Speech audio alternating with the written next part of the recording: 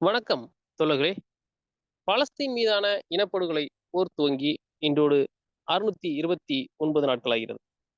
இந்நிலையில் நாம் கடைசியாக பேசியிருந்த காணொளியில் ஈரானுக்கு வடகொரியா அணு ஆயுத ரீதியாக உதவி செய்யலாம் என்று நாம் கடைசியான காணொளியில் பேசியிருந்தோம்.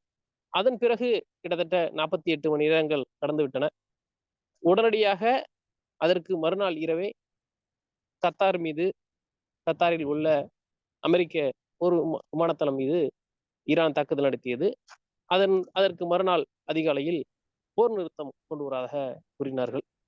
இப்போது போர் நிறுத்தம் இஸ்ரேல் மற்றும் ஈரான் இடையே தொடர்ந்து கொண்டிருக்கிறது. மறுபுறம் அப்படியே காசா இனப்படுகொலை என்பது அப்படியே தொடர்ந்து கொண்டிருக்கிறது. இந்த 48 மணி நேரம், அது 22 மணி நேரம், இந்த இடைப்பட்ட நேரங்களில் பல நிகழ்வுகள், வெவ்வேறு கருத்துகள் பரிமாறப்பட்டுள்ளன. மிக முக்கியமாக கவனிக்க வேண்டிய பல நிகழ்வுகள் நடந்துள்ளன. இப்படி ஒவ்வொன்றாக நாம் பேசவிருக்கிறோம். நாம் இதை பேசிக்கொண்டிருக்கும் நேரம் பாலஸ்தீனில் இரவு 8 மணி, ஜூன் 26ஆம் தேதி 2025. நம்மோடு தோழர் செந்தில் அவர்கள் இணைந்திருக்கிறார். ஒன்றாக பேசுவோம். வணக்கம் செந்தில் தோழர். வணக்கம் தோழர். தோழர், இந்த ஏற்கனவே நீங்க லாஸ்ட் இதுல பேசியிருந்தப்ப நம்ம கடைசியா பேசின வீடியோல தோழர்கள் பார்த்தாங்கன்னா தெரியும், மெத்ததேவ் பேசியிருந்ததை தான் நம்ம ஹைலைட் பண்ணி சொல்லியிருந்தோம். மெத்ததேவ் பேசியிருந்தப்போ நீங்க ரொம்ப ஈரானை டார்ச்சர் பண்ணாதீங்க, ஈரானுக்கு அணு ஆயுதங்கள் கொடுக்கவே சில நாடுகள் தயாரா இருக்கு அப்படின்னு மாதிரி சொல்லியிருந்தாரு. அப்போ கூட நான் கேட்டேன், நார்த் கொரியாவை இருக்க வாய்ப்பு இருக்கான்னு. ஆமா, அதுக்கு நிறைய வாய்ப்பு இருக்கு. இஸ்ரேல் இந்த பகுதியில் இருக்கக்கூடிய ஒரு கேன்சர், அதை அழிக்கணும் அப்படின்ற மாதிரி தான் அவங்க இருக்கிறாங்க அப்படின்னு சொல்லியிருந்தீங்க. நம்ம அதோட முடிச்சிருந்தோம். இப்போ அதன் பிறகு இமிடியேட்டா அதற்கு மறுநாள் இரவு கத்தார்ல இருக்கக்கூடிய அந்த ஏர் பேஸ் மேல ஈரான் தாக்குதல் நடத்தினது.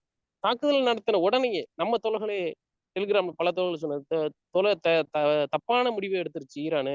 பக்கத்துல இருக்கிறவங்களை போய் எப்படி இவங்க பகைச்சிக்க முடியும், ஒரு சகோதரர்களா இருக்காங்களே அப்படின்ற கேள்வி அவங்களுக்கு வந்துச்சு. எனக்குமே அது ஒரு பக்கம் எழுதான் செஞ்சுது. நம்ம சாமானியமா ஒரு சாதாரண தரத்துல இருந்து பார்க்கும்போது ஏன் ஈரான் இது மேல தாக்குதல் நடத்துது அப்படின்னு பார்க்க இருந்துச்சு. அதன் பிறகு அதற்கு மறுநாள் விடிய கிளம்புல பார்த்து டோட்டலாவே ட்ரம்ப் அனௌன்ஸ் பண்றாரு சீஸ் ஃபயர் அப்படின்னு சொல்லி. இப்ப அதன் பிறகு நடந்த தகவல்கள் ஒவ்வொன்றா சொல்றது. நாங்க சுத்தமா அதன் பிறகு அடுத்த 12 மணி நேரம் கழிச்சு நெத்தனியாக சொல்றாரு, நாங்க தான் வெற்றி பெற்றோம் இந்த போர்ல, இவங்களுடைய அணு உலைகளுடைய அனைத்தையும் ஸ்ட்ரக்சரையும் நாங்க நாசம் பண்ணிட்டோம் அப்படின்னு நெத்தனியாக சொல்றாரு. ட்ரம்ப் சொல்றாப்ல. அதுக்கப்புறம் மேல அதை CNN இல்ல, அதெல்லாம் பொய் சொல்றாங்க அப்படின்னு CNN சொன்ன உடனே அதை மறுக்கிறதுக்காக துளசி கபாட கூப்பிட்டு பேச வைக்கிறாங்க. அப்புறம் CIA ப்ரெஸ் ரிலீஸ் கொடுக்குது. இப்படி வரிசையா ஒவ்வொன்றா போயிட்டு இருக்கு. ஆக்சுவலா இந்த கத்தார்ல இருக்கக்கூடிய இந்த ஏர்பேஸ் மேல தாக்குதல் நடந்தது. அதற்கு பிறகான இமிடியேட்டா வித்தின் 12 ஹவர்ஸ்ல வர்ற சீஸ் ஃபயர். இதுல எனக்கு நிறைய கேள்விகள் இருக்கு. அதை பத்தி கொஞ்சம் விளக்கம் பண்ணுங்க. அதாவது கத்தார்ல நடந்தது ஒரு அடையாள நிமித்தமான தாக்குதல் தான். அது ஒன்றும் சீரியஸான தாக்குதல் கிடையாது. அது அவங்க முன்கூட்டியே சொல்லிட்டு தான் அந்த தாக்குதல் நடத்தப்பட்டதாகவும் சொல்லியிருக்கிறாங்க. ஸோ அதுதான் அபிஷியலான தகவலாவே வருது. எல்லா பக்கத்துல இருந்தும் அந்த தகவல் தான் வருது. ட்ரம்ப் வெளிப்படையா சொல்றாரு, நமக்கு சொல்லிட்டு தான் அந்த தாக்குதல் பண்ணாங்க அப்படின்ட்டு. ஸோ சொல்லிட்டு நடத்தப்பட்ட தாக்குதலா தான் தெரியுது. ஏன்னா கிட்டத்தட்ட சீஸ்ஃபயர் பேசிக்கிட்டு இருக்கிறாங்க. அப்ப அந்த டயத்துல கத்தார் மீது தாக்குதல் நடத்துதுன்னா அது தெரியாமலாம் நடத்தாது. அப்போ அதுக்கு ஒரு ஸ்ட்ராட்டஜிக் அப்ஜெக்டிவ் வேணும். என்ன அப்ஜெக்டிவ்காக அந்த தாக்குதல் நடத்தினாங்கிறது. ஏன்னா இன்னும் குறிப்பா சொல்ல போனா இந்த சீஸ்ஃபயர் டாக்க மீடியேட் பண்ணது கத்தாரு. இப்ப கத்தார் மூலமா மீடியேட் பண்ணிட்டு இருக்கும்போது கத்தார்ல இருக்கக்கூடிய பேஸ்ல தாக்குதல் நடத்தி, ஒரு அடையாள நிமித்தமான தாக்குதலை நடத்தி இந்த போரை முடிவுக்கு கொண்டு வராங்க அப்படின்னா என்ன சொல்ல விரும்புறாங்க அப்படிங்கறதுதான் நம்ம ரொம்ப முக்கியமா பார்க்க வேண்டியிருக்கு. அதாவது இந்த போரை பொறுத்தளவுல நம்ம ஆரம்பத்துல இருந்து சொல்றோம், இந்த போருங்கிறது ஒரு ரெஜிம் சேஞ்சுக்கான போரு. இது அணு ஆயுதம் தொடர்பான போரே கிடையாது. அணு ஆயுதம்ங்கிறது ஒரு ப்ரீகர்சர். அதை ஒரு ப்ரிடெக்ஸ்டா பயன்படுத்தி அதன் பின்னணியில இந்த தாக்குதல் நடத்தப்பட்டிருக்கு. அவ்வளவுதான். அணு ஆயுதம்ங்கிறது ஒரு பெரிய பிரச்சனையே கிடையாது. ஏன்னா அவங்க நடத்தின தாக்குதலாம் அதான் வெளிப்படுத்துது. இன்னைக்கு அமெரிக்காவிலிருந்து வரக்கூடிய லீக்கான செய்தி, அதாவது அமெரிக்காவினுடைய ராணுவ உளவு பிரிவு கொடுத்திருந்த தகவல் தான் லீக் ஆயிருக்கு. அந்த லீக் ஆன தகவல்ல எந்த பெரிய சேதமும் ஏற்படல அப்படிங்கிறது தான் அவங்க சொல்லியிருக்கிறாங்க. அதுக்கப்புறம் தான் அதுக்கு மறுப்பு அது இதுன்னு நீங்க சொன்ன எல்லா விஷயங்களும் நடந்துட்டு இருக்கு. அந்த லீக்குங்கிறது தான் உண்மை. ஆக்சுவலா வந்து அவங்களுடைய ராணுவ உளவு பிரிவு ஆய்வு நடத்தினதுல எந்த தாக்குதலும் பெருசா நடக்கல, பெரிய டேமேஜ் எதுவும் ஆகல அப்படிங்கிறது தான் அவங்க கொடுத்துருக்கிற ரிப்போர்ட். அதுதான் நம்ம ஆரம்பத்திலே சொன்னோம். இது வந்து ஒரு அந்த மாதிரியான வாய்ப்பு மிக குறைவு. நம்ம அன்னைக்கு பேசுனதுதான் இன்னைக்கு எல்லா ஆய்வாளர்களுமே பேசுறாங்க. என்னன்னா B2 வகை பாம்பர்ஸ் வந்துதாங்கிறதே சந்தேகத்துக்குரியது அப்படிங்கிறது தான் இன்னைக்கு எல்லாருமே பேசுறாங்க. அதற்கான ஆதாரங்கள் எதுவும் இல்லை அப்படின்னு. ஒருவேளை வந்திருந்ததுன்னா, ஒருவேளை B2 வகை பாம்பர்ஸ் வந்துதான் தாக்குதல் நடத்தி இருக்குன்னா, ஈரான் அதன் மீது தாக்குதல் நடத்தாம அவாய்ட் பண்ணிருக்கு அப்படிங்கிறது சிலருடைய கருத்தா இருக்கு. ஏன்னா அதுவுமே வந்து ஒரு அடையாள நிமித்தமான தாக்குதலா தான் நடத்தினதா நம்ப தகுந்த தகவல்கள் சொல்லுது. ஈரானுக்கு முன்கூட்டியே தெரிவிச்சுட்டு நடத்தினதா சொல்லுது. ஸோ அதனால இதுல என்ன நடந்ததுங்கிறது தெரியல. ரெண்டாவது B2 வகை பாம்பர்ஸ் பயன்படுத்தப்பட்டுச்சா என்னங்கிறது தெரியல. ஒருவேளை B2 வகை பாம்பர்ஸ் பயன்படுத்தப்பட்டிருந்ததுன்னா அது எவ்வளவு பெரிய ஸ்ட்ராட்டஜிக் மிஸ்டேக்கா நடந்திருக்கு அப்படிங்கிறத நீங்க பார்க்க வேண்டியிருக்கு. ஏன்னா அவங்க இந்த ஸ்ட்ராட்டஜிக் பாம்பர்ஸை நம்ம ஏற்கனவே சொன்ன மாதிரி அது எவ்வளவு ஸ்டெல்த் பவர் உள்ளது, உலகத்திலேயே வந்து ரொம்ப வலுவான ஒரு ஏரோப்ளேன் எங்கள்கிட்ட தான் இருக்கு, அதை நாங்க பயன்படுத்துவோம் போர்கள்ல, யாராலையும் அதை அழிக்க முடியாதுன்னு காமிக்கணுங்கிறதுக்காக தான் அந்த மாதிரியான ஒரு ப்ரொபகேண்டா வந்து நடந்ததா நம்ம பேசியிருந்தோம். அதையே கிட்டத்தட்ட முன்னாள் இன்டெலிஜென்ஸ் அதாவது சிஏவினுடைய ஆய்வாளராக இருந்த ரே மெக்கவன் வந்து சொல்லியிருக்கிறாரு. அதுதான் அவர் சொல்லியிருக்கிறாரு. இது வந்து ஸ்டெல்த் பாம்பர்ஸ் B2 வகை பாம்பர்ஸ் வந்து பெருமைப்படுத்துறதுக்காக நடத்தப்பட்ட தாக்குதல்னு சொல்றாங்க. ஸோ நம்பப்படுது அப்படிங்கிறத அவர் சொல்றாரு. அதை தவிர வேற எதுவும் இல்லை இதுல அப்படின்னு. இப்போ அதே மாதிரி B2 வகை பாம்பர்ஸ் பயன்படுத்தி GBU-57 குண்டு வந்து போட்டிருக்காங்க. மதர் ஆஃப் ஆல் பாம்ஸ் அந்த குண்டு வந்து போட்டிருக்கிறாங்க. அதுலயும் குறிப்பா 14 குண்டு வீசினதா சொல்லப்படுது. 14 குண்டு வீசினதா சொல்லப்படுது. இன்னொரு தரப்புல 6 குண்டு வீசினதா சொல்லப்படுது. அப்படி 6 குண்டோ இல்ல 14 அவங்க சொல்ற கணக்கு பிரகாரம் 14 குண்டுகள் வந்து வீசப்பட்டது. ட்ரம்ப் சொன்ன கணக்கு பிரகாரம் வந்து 15 குண்டோ என்னமோ வீசணும்னு சொல்லியிருக்கிறாரு. 15 குண்டுகள் வீசப்பட்டிருக்குன்ட்டு. அதனால 16 ஏவுகணைகள் வந்து அவங்க 15 ஏவுகணைகள் தாக்குதல் நடத்தினாங்க. 15 ஏவுகணைகள்ல அதுல ஒரு ஏவுகணை தவிர மத்த ஏவுகணை எல்லாத்தையும் நம்ம தடுத்து நிறுத்திட்டோம். ஒரே ஒரு ஏவுகணை அது வந்து பெரிய பாதிப்பு உண்டாக்குற இடத்துக்கு போகல. அதனால அதை அனுமதிச்சு ஜஸ்ட் வந்து ஒரு அடையாளமா வந்து அதை நம்ம விட்டுட்டோம் அப்படிங்கிறத அவரே வெளிப்படையா சொல்லியிருக்கிறாரு. ஒருவேளை 14 GBU-57 வகை பாம் வந்து பயன்படுத்தப்பட்டிருக்குன்னா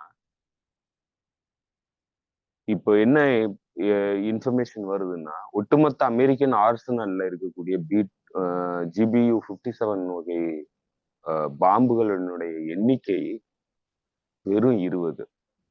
ஒட்டுமொத்த அமெரிக்கிட்ட இருக்கிறது 20 தான். அதுல 15 பாம்பை வந்து இங்க போட்டு அழிச்சிட்டாங்க. ஆனா எதுவுமே நடக்கல அப்படின்னா மிகப்பெரிய அவமானம். நான் இருக்கிறதே 20 பாம் தான். ஒரு வருஷத்துக்கே 2 பாம் தான் அவங்களால அதை தயாரிக்க முடியுமா? அப்படி இருக்கிற பாம்பை ஒண்ணுமே ஆகாம ஒரு வேஸ்டா வந்து போட்டு அழிச்சிட்டாங்க அப்படிங்கிறது தான் நம்மளால பார்க்க முடியும். ஸோ இந்த ஒட்டுமொத்த இந்த இந்த இந்த ஒட்டுமொத்த ப்ரொபகேண்டா இல்ல இந்த ஒட்டுமொத்த படத்துக்கான பின்னணிங்கிறது எதுக்காக நடத்தப்பட்டிருக்குன்னா இஸ்ரேலை காப்பாத்துறதுக்கு தான். இஸ்ரேலை காப்பாத்துறதுக்காக இவ்வளவு செலவுகளை பண்ணியிருக்கிறாங்க, இவ்வளவு அவமானங்களை சந்திச்சிருக்கிறாங்க அமெரிக்கன் எம்பையர். ஸோ அதுதான் இங்க நடந்திருக்கு. இப்போ இஸ்ரேல் வந்து பெரிய அளவுக்கு சிக்கல்களை எதிர்கொண்டிருச்சு. தெரியாம போய் சிக்கிச்சு. நம்ம ஏற்கனவே சொன்னதுதான், புலிவால புடிச்சிட்டாங்க அப்படின்ட்டு. அதே மாதிரிதான் வந்து இன்னைக்கு எல்லா ஆய்வாளர்களும் இன்னும் சொல்லப்போனா ஸ்டீவ் பேனன் போன்றவர்கள் சொல்ல ஆரம்பிச்சிருக்கிறாங்க. அமெரிக்காவிலிருந்து இயங்கக்கூடிய வலதுசாரி ஸ்டீவ் பேனன் வந்து இததான் சொல்றாரு. இஸ்ரேலால தப்பிக்க முடியாத ஒரு சிக்கல்ல மாட்டிக்கிட்டாங்க. இஸ்ரேலை காப்பாத்தணுங்கிறதுக்காக அமெரிக்கா வந்து செலவு பண்ணிட்டு இருக்கு. இது அமெரிக்காவுக்கான போர் இல்ல அப்படிங்கறத அவர் சொல்றாரு. இஸ்ரேல் வந்து சிக்கிடுச்சு. இதுல இருந்து தப்பிக்க முடியாத அளவுக்கு சிக்கிடுச்சு. ஆரம்பத்துல அவங்க எதிர்பார்த்து வந்தது பெரிய ரெஜிம் சேஞ்ச பண்ணிடலாம், ஒரே இதுல வந்து ஸ்டாக்கை கொடுத்து கம்ப்ளீட்டா எல்லாத்தையும் மாத்தி வேலையை முடிச்சிடலாம்னு சொல்லி வந்துட்டாங்க. வந்ததுக்கு அப்புறம் இவங்க திரும்ப எழுந்து அடிக்க ஆரம்பிச்சதுக்கு அப்புறம் அவங்களால தாங்க முடியல, தாக்கு பிடிக்க முடியல. அவங்களுடைய ஆன்டி ஏர் டிஃபென்ஸ் மிசைல்ஸ் கம்ப்ளீட்டா வந்து முடிய போற கண்டிஷன்ல இருந்திருக்கு. அதுக்கு மேல வந்து எதிர்த்து அழிக்கக்கூடிய வல்லமை வந்து அவங்கள்ட்ட இல்லை. அதே போல அவங்களுடைய பொருளாதாரம் நசுக்கப்பட்டுருச்சு. பெரும்பாலும் கிட்டத்தட்ட இன்னைக்கு அவங்களுடைய ஹோம் மினிஸ்ட்ரியில இருந்து அவங்க கொடுத்திருக்கிற தகவல், ஹவுசிங் டெவலப்மெண்ட் மினிஸ்ட்ரின்னு நினைக்கிறேன், அதுல கொடுத்திருக்கிற தகவல் பிரகாரம் 30,000 ஹவுசிங் யூனிட் வந்து சேதமடைஞ்சிருக்கு. 30,000 ஹவுசிங் யூனிட் சேதமடைஞ்சிருக்கு இஸ்ரேல்ல. கிட்டத்தட்ட 17,000 ஹவுசிங் யூனிட் டெஸ்ட்ராய் செய்யப்பட்டிருக்கு. அதாவது கிட்டத்தட்ட திரும்ப பயன்படுத்த முடியாத அளவுக்கு வந்து டெஸ்ட்ராய் ஆயிருக்கு 17,000 housing units. So 17,000 housing units, 30,000 houses வந்து டெஸ்ட்ராய் செய்யப்பட்டிருக்கு, இல்ல சேதமடைஞ்சிருக்குன்னா மிலிட்டரி இன்ஃப்ராஸ்ட்ரக்சர்ல எந்த அளவுக்கு பாதிப்புகளை ஏற்படுத்தியிருக்கோம், அதே போல அவங்களுடைய ஸ்ட்ராட்டஜிக் அசட்ஸ்ல எவ்வளவு பாதிப்புகளை ஏற்படுத்தியிருக்கோம். குறிப்பா சொன்னா எக்கனாமிக் அசட்ஸ் இல்ல எனர்ஜி அசட்ஸ்ல வந்து எந்த அளவுக்கு பாதிப்பு ஏற்படுத்தியிருக்கோம்னா, இன்னைக்கு நாசாவினுடைய சேட்டலைட் ஆதார பிரகாரம் என்ன சொல்றாங்கன்னா, ஹைஃபா போர்ட்ல இருக்கிற அந்த எண்ணெய் சுத்திகரிப்பு நிலையம் இன்னும் எரியுது, அணைக்க முடியல அப்படின்னு சொல்லி சொல்றாங்க.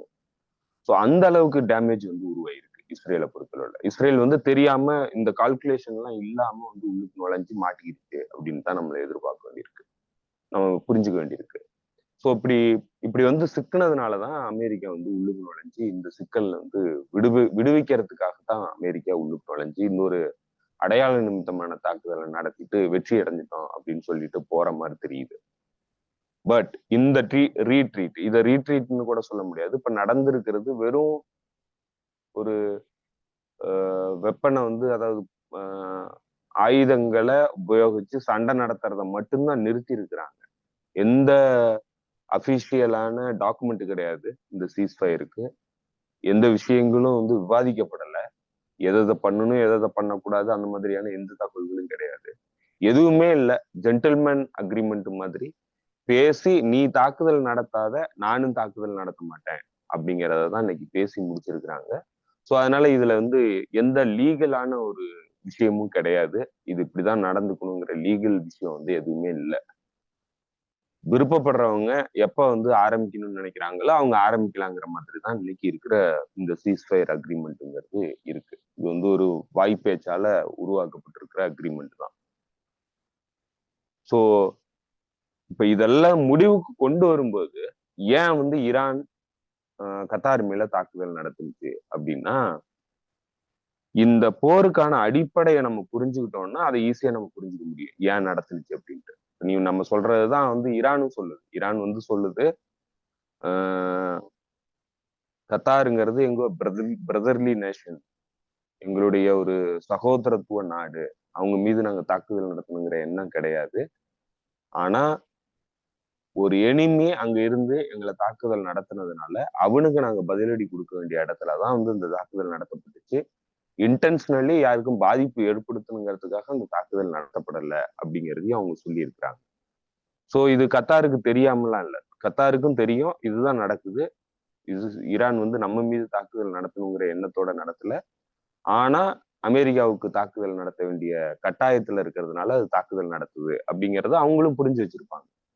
பட் இது என்னத்த சொல்ல வருது அப்படின்னா, இந்த ரெஜிம் சேஞ்ச் ஆபரேஷன், இந்த ரெஜிம் சேஞ்ச் வார் இஸ்ரேல் ஆரம்பிச்சு அமெரிக்கா உள்ளுக்கு வந்து இந்த ஒட்டுமொத்தமா இன்னும் சொல்ல போனா அமெரிக்கா உள்ளுக்கு வர்றதுக்கு முன்னாடி ட்ரம்ப் சொன்ன விஷயம் என்னன்னா அன்கண்டிஷனல் சரண்டர்.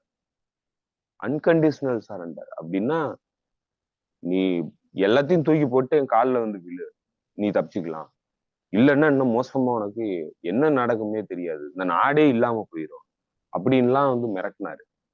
அப்ப இதெல்லாம் எந்த பின்னணியில மிரட்டினாங்கன்னா, அவங்க முதல் கட்டமா திட்டமிட்டு இருந்ததை வச்சு அவங்க மிரட்டினாங்க.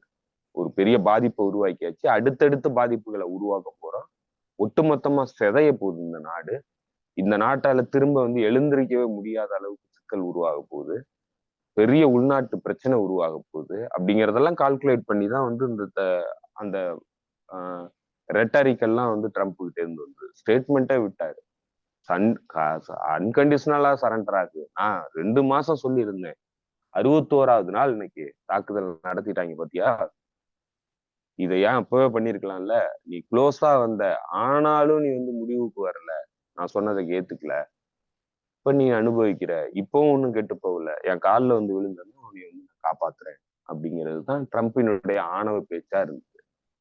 ஆனா அதே ட்ரம்ப் இன்னைக்கு மாறி கம்ப்ளீட்டா மாறி, ஈரான்ங்கிறது ஒரு நல்ல நாடு, ஈரான் கூட நாங்க சுமூக உறவு வச்சுக்கணும்னு விரும்புறோம், ஈரான் வந்து என்னை ரொம்ப ரெஸ்பெக்ட் பண்றாங்க அப்படின்லாம் இன்னைக்கு பேச வேண்டிய நிலைக்கு ஏன் வந்தாருன்னா, இவங்க திரும்ப எழுந்திருச்சு அடிக்க ஆரம்பிச்சதுக்கு அப்புறம் இஸ்ரேலால தாக்கு பிடிக்க முடியல.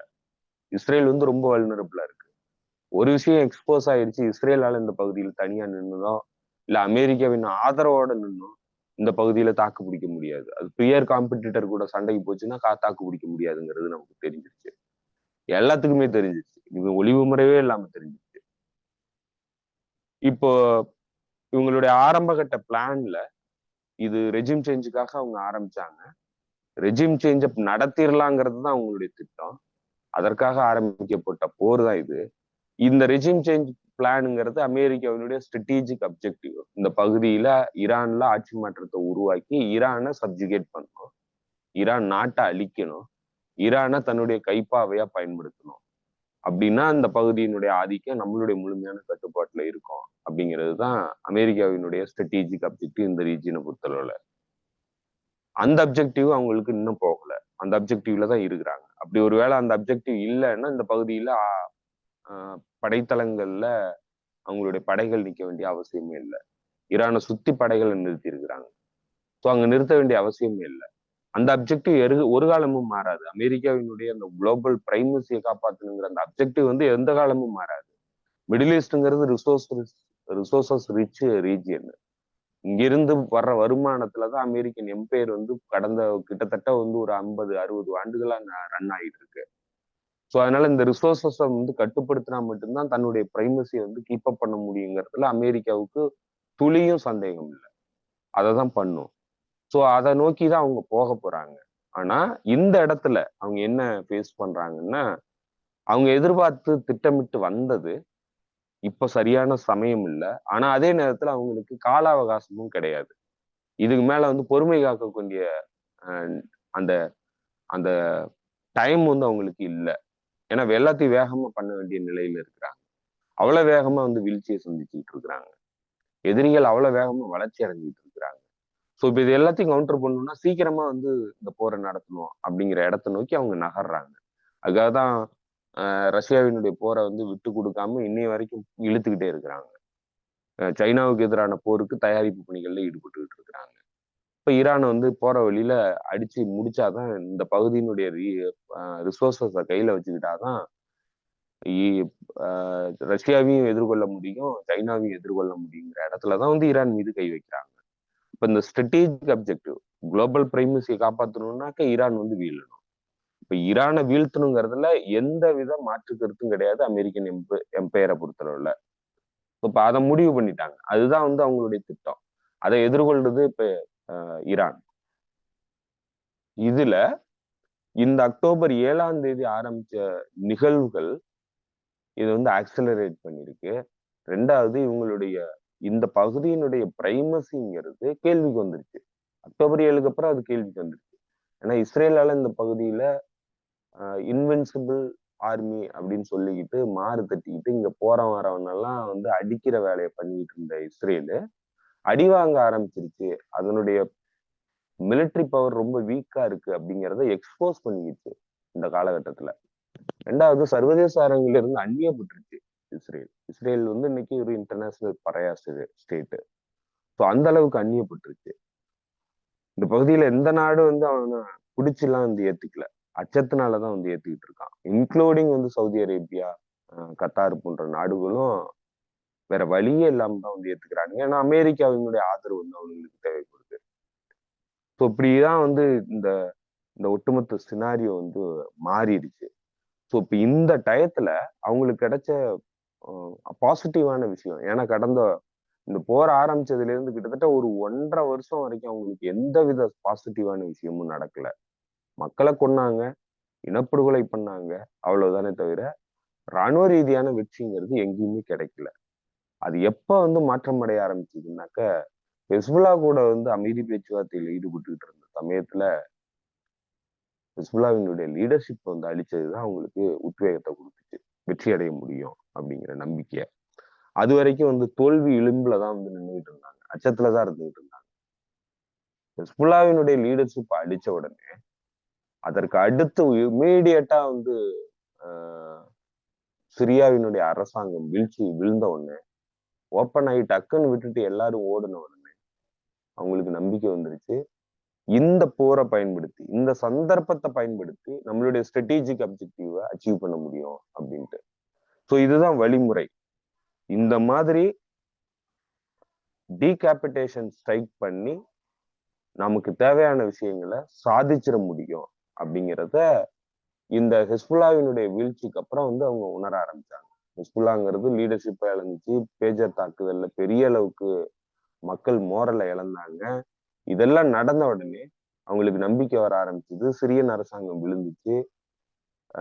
பிஎம்யூ யூனிட், ஈராக்ல இருக்கிற பிஎம்யூ யூனிட் அரசியல் நெருக்கடிகளால எதுவும் பண்ண முடியாத நிலைக்கு தள்ளப்பட்டுச்சு அவங்களுடைய உள்நாட்டு சிக்கல்னால. ஸோ இப்ப இது எல்லாத்தையும் வந்து அவங்க பார்த்த உடனே அவங்களுக்கு நம்பிக்கை வந்துருச்சு. அப்பவே பிளான் போட்டாங்க ஈரான் மீது தாக்குதல் நடத்துறதுக்கு. கிட்டத்தட்ட வந்து இது ஒரு 6 மாசத்துக்கு மேல வந்து இந்த பிளான் வந்து போட்டுதான் வந்து இந்த தாக்குதல் வந்து ஆரம்பிச்சிருக்கு. ஸோ இப்ப இந்த வாய்ப்பு இந்த டயத்துல இருக்கு அப்படிங்கிறத புரிஞ்சுக்கிட்டு இந்த இடத்துல வந்து நம்ம ஆட்சி மாற்றத்தை சிரியா மாதிரி ஏற்படுத்துறது, அதற்கு என்ன டெக்னிக்கை யூஸ் பண்றதுங்கிற இடத்துல ஹெஸ்புல்லாவுக்கு எதிரான டெக்னிக் என்ன பயன்படுத்துறோமோ அதே டெக்னிக்கை பயன்படுத்தி சிரியா மாதிரி ஆட்சி மாற்றத்தை ஏற்படுத்திட்டோம்னா ஒட்டுமொத்தமா இந்த பகுதியில அமெரிக்காவினுடைய பிரைமசியை வந்து கீப் அப் பண்ணிட முடியும். இஸ்ரேல் வந்து இந்த பகுதியில ஒரு ஹிஜோமனிக் பவரா இருக்க முடியும். இஸ்ரேலை பார்த்தா எவனும் பயப்படுற அளவுக்கு வச்சிடலாம். அடுத்த 100 ஆண்டுகளுக்கு அவன் பயப்படணும் அப்படிங்கிறது தான் அவங்களுடைய எய்ம். இந்த இந்த இந்த போர் ஆரம்பிச்சதுக்கான அடிப்படை காரணங்கள்ல முக்கியமான காரணங்கிறது இதுதான். இதை கடந்து அந்த நியூக்ளியர் பவர் வந்து அவங்க வெப்பன் தயாரிக்க போறாங்கன்னு சொல்லிட்டு இருந்த மற்ற விஷயங்கள் அதெல்லாம் வந்து அவங்களுடைய லோக்கல் ஆடியன்ஸுக்காக அவங்க பயன்படுத்தி வந்தாங்க. ஸோ இப்ப இந்த திட்டமிடலோட தான் அவங்க வந்தாங்க. இப்போ அந்த இடத்துல ஈரான் வந்து இந்த போரை வந்து எதிர்கொள்ளுது. ஸோ இப்ப இந்த கான்டெக்ட்ல தான் ஈரான் வந்து இந்த போரை வந்து எதிர்கொள்ளுது.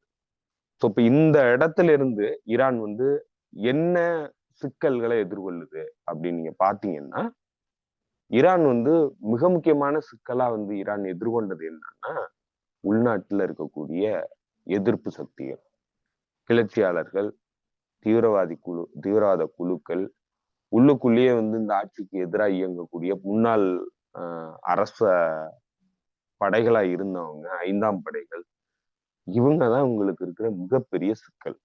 ஈரான் வந்து என்ன சிக்கலை எதிர்கொள்ளுதுன்னா, உள்நாட்டுல இருக்கக்கூடிய இந்த காட்டி கொடுப்பாளர்கள் 5ஆம் படைகளோட சிக்கல் தான் அவங்க மிகப்பெரிய சிக்கலா எதிர்கொள்றாங்க. ஏன்னா கன்வென்ஷனலி அவங்க வந்து மிசைல்ஸ் வந்து ஏகப்பட்ட மிசைல்ஸை 20 ஆண்டுகளுக்கு மேல அமெரிக்காவுக்கு எதிராக அவங்க தயார் பண்ணி வைக்க ஆரம்பிச்சிட்டாங்க. ஸோ அதனால அமெரிக்காவை எதிர்கொள்றதும் இஸ்ரேலை எதிர்கொள்றதும் அவங்களுக்கு பெரிய சிக்கல் கிடையாது. ஏன்னா இதுல வெளியில இருந்து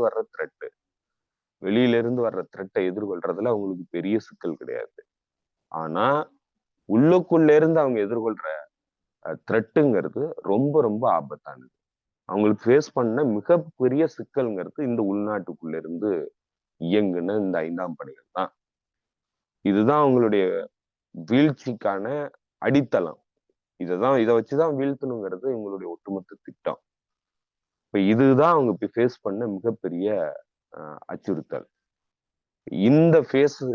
இந்த பிரச்சனையை வந்து சால்வ் பண்ணணும். இதை சால்வ் பண்ணாம நீங்க வெளியில மட்டுமே வந்து போரை நடத்துறதுனால எந்த அர்த்தமும் இல்லை.